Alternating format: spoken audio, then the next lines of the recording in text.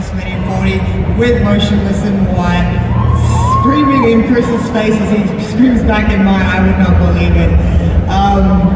That moment was everything for me.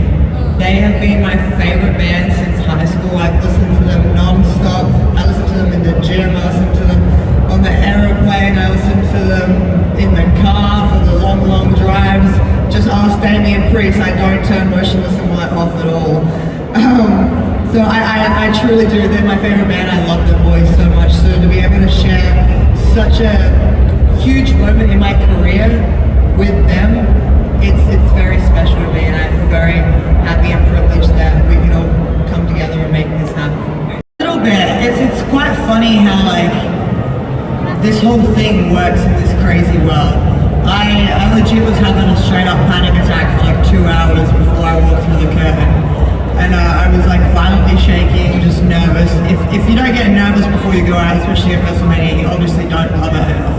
That's the way I think about it. So like I'm glad that the nerves were there, but at the same time they were sort of taking over my body. So when I got to step through onto the stage with the band, Motionless in White, with Chris, all those nerves that I had just sort of like flew away. I was not many people get to kick out the riptide, especially when I do Mommy's signature pin at the end, you know?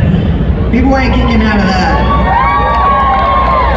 I want to get to the finish, the cover and the win in a moment, but I want to ask you, up until that point, up until the win, what was your favorite moment of the match up until you got the 3 count? That's a good question. I think reversing the leg drop into the prison trap is something that I've never done before. And I didn't know if it was possible, but I was like, you know, I got a split second to think right now and I'm gonna give it a go.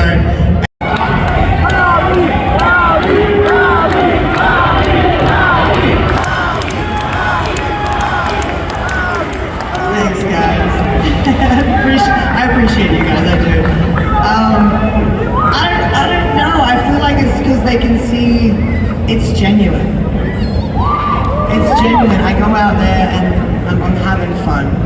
I'm living my life, I'm having fun, and I think my whole attitude with not caring about what anyone thinks about me or what anyone says about me is something that really helps people relate to me.